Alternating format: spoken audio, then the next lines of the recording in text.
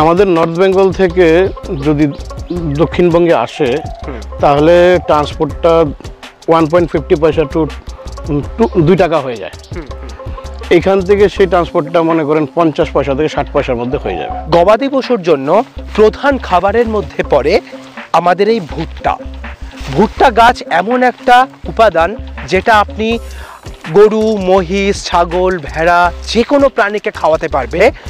সব থেকে পুষ্টিকর খাবারের তালিকাতে এই ভুট্টা গাছ আসে। তাহলে ফার্মিং করতে গেলে আপনার প্রধান চাষের মধ্যে পড়তে হবে ভুট্টা গাছ, আবার বিভিন্ন ঘাস। এবার যাদের জমি নেই তারা গবাদি পশু পালন করবে কিভাবে? তার ঘাসের জোগাড় না থাকলে প্রফিট আসবে না। দানা খাবার খাইয়ে কোনোদিনই ফার্মিংয়ে প্রফিট বের করা যায় না। তাহলে আপনাকে এই ভুট্টা গাছ রাখতেই হবে। এবার যদি আপনি ভুট্টা গাছ না রাখতে পারেন তাহলে কি করবেন? তাহলে করবেন এই ভুট্টা গাছের কোচানো ভুট্টা গাছ, সেগুলো খাওয়াতে হবে।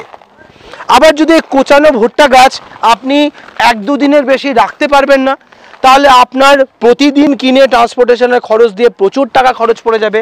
তাহলে তার উপায় কি? উপায় হচ্ছে কর্ন সাইলেজ খাওয়ানো। কর্ন সাইলেজ এমন একটা উপাদান যেটা আপনি 1 বছর থেকে 1.5 বছর পর্যন্ত প্যাকেজিং করে রেখে দিতে পারবেন। তার মধ্যে থাকবে ভুট্টা গাছের সঙ্গে এমন একটা ব্যাকটেরিয়া যার নাম সাইলেজ। এই সাইলেজ ব্যাকটেরিয়া তার মধ্যে ফার্মেন্টেড করে তার কোয়ালিটিকে ইনহ্যান্স করে দেয়, পুষ্টি গুণ বাড়িয়ে দেয়, এবং এই খাবার খেলে খাবারের যেমন চাহিদা বাড়ে সেই রকম প্রাণীর হেলথের ভীষণ বেনিফিট হয়। তার দুধের পরিমাণ বেড়ে যায়, ছাগলের গ্রোথ বেড়ে যায়। তো সেই কারণে বহু ফার্মাররা কর্ন সাইলেজ খাওয়ান। কর্ন সাইলেজের মধ্যেও এরকম কিছু উপাদান আছে। কর্ন সাইলেজের মধ্যে কিন্তু শুধু গাছ নয়, গাছের সঙ্গে ভুট্টা থাকতেই হবে, তবেই কিন্তু সেটা অ্যাপ্রোপ্রিয়েট কর্ন সাইলেজ হবে। তো আজ সেই রকমই এমন একটা জায়গায় আমি এসেছি, নদিয়া জেলার কৃষ্ণনগরের মুকুন্দপুরে।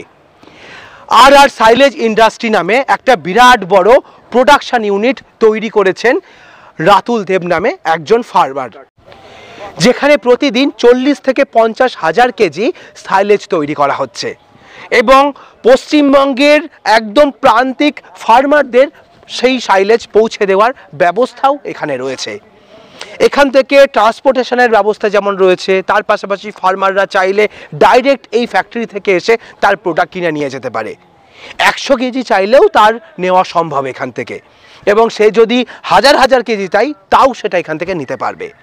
চলুন সরাসরি এই সাইলেজ ইন্ডাস্ট্রির ওনার রাতুল দেবের সঙ্গে আমরা কথা বলে নিই যে এখানে এই সাইলেজ ইন্ডাস্ট্রি তৈরি করার উদ্দেশ্য কী এবং ফার্মাররা কিভাবে এই সাইলেজ কিনে তার ফার্মে নিয়ে যেতে পারে।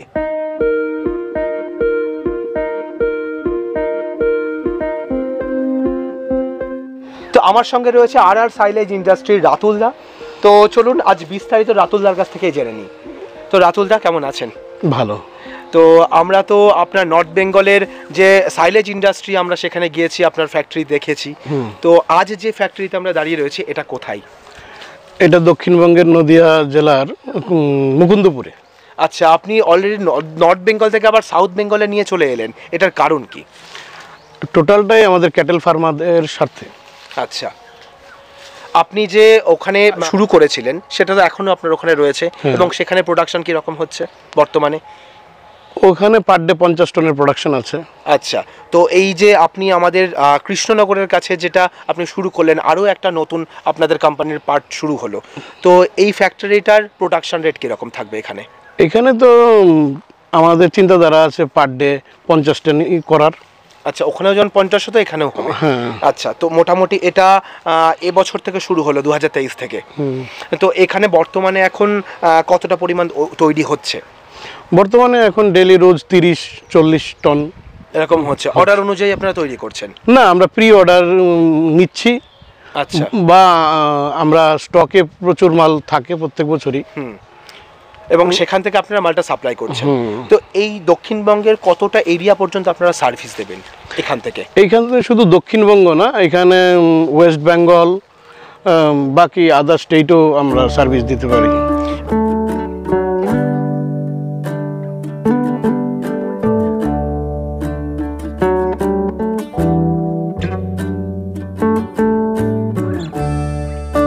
আচ্ছা, এখানে ট্রান্সপোর্টেশনের কারণেই কি আপনি এখানে আরেকটা ইউনিট শুরু করলেন? হ্যাঁ, ট্রান্সপোর্টেশনের কারণে। তো আপনি যদি একটু এক্সপ্লেন করেন ব্যাপারটা, মানে এখানে ট্রান্সপোর্টেশনের ওখান থেকে আনতে গিয়ে কি খরচ হতো বা এখান থেকে নিতে গেলে কি কারণে এটা শুরু করা হলো? আমাদের নর্থ বেঙ্গল থেকে যদি দক্ষিণবঙ্গে আসে তাহলে ট্রান্সপোর্টটা 1.50 পয়সা টু 2 টাকা হয়ে যায়। এখান থেকে সেই ট্রান্সপোর্টটা মনে করেন 50 পয়সা থেকে 60 পয়সার মধ্যে হয়ে যাবে। আচ্ছা, এখানেই আপনার তাহলে শিলিগুড়ি থেকে একটা মেশিন এখানে চলে এসেছে প্রোডাকশনের জন্য। আর এখানে যেটা আমরা দেখতে পাচ্ছি যে সাইলেজটা আপনারা এখানে তৈরি করছেন, মোটামুটি কোন কোন প্রাণীকে খাওয়ানোর জন্য উপযুক্ত? এটা মানে গরু, মোষ, ছাগল সবাই খেতে পারে, সেভাবে এটা করা আছে। মানে এমন একটা সাইজ করেছেন যাতে সব প্রাণীর জন্য উপযুক্ত। হ্যাঁ, ওকে। আচ্ছা, এই মেশিনটাই তো তাহলে প্রোডাকশনটা হচ্ছে আপনার? হ্যাঁ, এটাতে বেলিং হয়। আচ্ছা,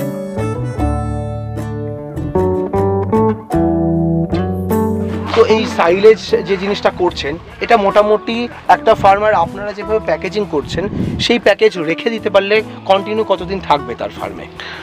আমরা এখান থেকে যেভাবে এয়ার টাইট প্যাক দিচ্ছি সেভাবে যদি উনি রাখে সেক্ষেত্রে 18 মাস পর্যন্ত কোনো প্রবলেম হবে না। 18 মাস? হ্যাঁ, 18 মাস। আচ্ছা, মানে সেইভাবে প্যাকেট করে রেখে দিতে হবে? হ্যাঁ, সেভাবে। আচ্ছা, এবার খোলার পরে মোটামুটি কতদিন এই প্যাকেটটা থাকবে?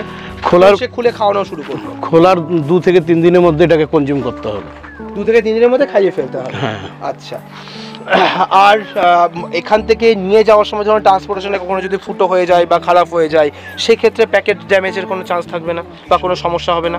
সেই ক্ষেত্রে এক ধরনের স্টিকার পাওয়া যায় বাজারে, সেলুটেপ টাইপ।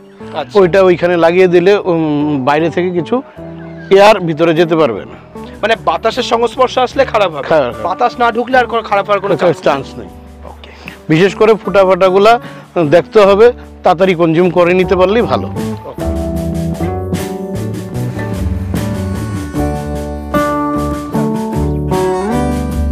আচ্ছা, আগে যেমন আপনারা নিজস্ব গাড়ি থেকে গাড়ি করে ফার্মারের ফার্মে পৌঁছে দিতেন, এখনো কি এখানেও সেই সিস্টেম রেখেছেন? সেই সিস্টেমই আছে।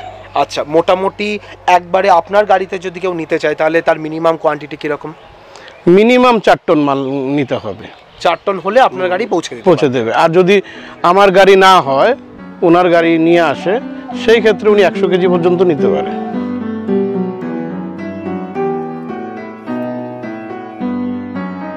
তো আজকের ভিডিওটা এখানেই শেষ করছি। পরবর্তী ভিডিওতে নতুন কোনো টপিক নিয়ে ফিরে আসছি। ততক্ষণ ভালো থাকবেন, সুস্থ থাকবেন। বাই।